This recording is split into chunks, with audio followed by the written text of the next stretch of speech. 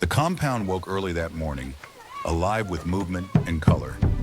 Women tied bright wrappers around their waists, stirring steaming pots of rice and pepper soup, while laughter floated through the air. The naming ceremony was meant to be a day of joy, a day to welcome a child into the world and into the arms of family and tradition. At the center of the celebration lay the newborn, wrapped in clean white cloth, sleeping peacefully. He knew nothing of drums, prayers, or names. He knew nothing of the storm waiting to break over his head. Drummers arrived and began to beat softly, their rhythm calling neighbors from every corner of the street. Men shook hands, elders settled under the mango tree, and names filled with hope were discussed. Names that promised strength, honor, and long life. The child's mother sat quietly among the women. She smiled when spoken to, but her eyes kept drifting toward the gate. There was a heaviness in her chest she could not explain, as if her heart remembered something her mind was trying to forget. The father moved around proudly, greeting guests with loud laughter, his voice confident, his steps firm. To anyone watching, he looked like a man at peace, a man whose life was complete. Then the drumming slowed. A woman stood at the gate. Her wrapper was faded, her slippers worn thin, and her face carried the weight of many difficult years.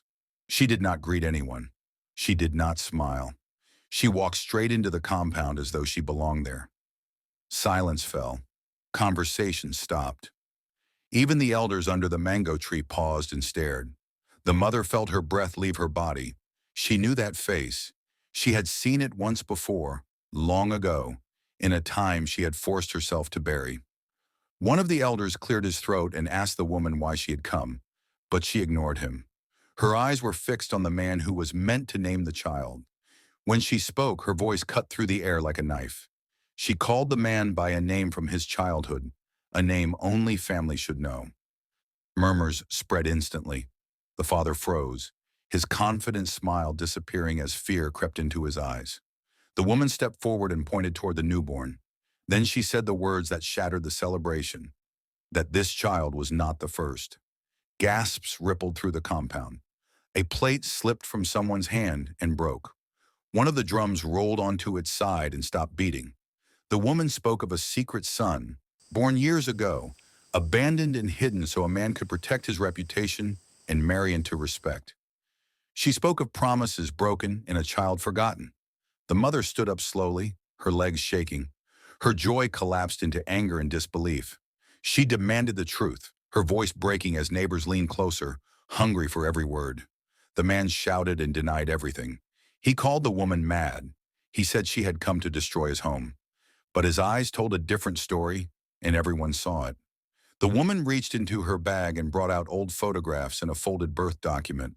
The proof lay bare in her trembling hands. Arguments exploded, elders shouted, fingers pointed. Tradition clashed violently with truth. Respect cracked under the weight of exposed lies. Before anyone could stop her, the mother lunged forward and slapped the man hard across the face. Women screamed. Men rushed in. Bodies collided as shouting filled the compound. Wrappers loosened, dust rose, and chaos swallowed the celebration. Kola nuts were crushed underfoot. Palm wine spilled into the dirt. Items meant for blessing were scattered like broken promises. In the confusion, the stranger was pushed aside and fell hard to the ground. Yet even in pain, she smiled. Her truth was finally free. Above the noise, the baby began to cry. His voice rose higher and higher, the only innocent sound left in the compound. Eventually, the elders called for silence, but it was Did you too see late. that? I can't Something believe it. sacred had been This is broken beyond impossible. repair. We have to do something. Guests began to leave, shaking their heads, carrying the story with them into every corner of the neighborhood. By nightfall, everyone knew what had happened at the naming ceremony that never was. That night, the compound sat quiet. The child remained unnamed. The family lay divided, and it became clear that secrets buried in the past never stay hidden, especially on days meant for joy.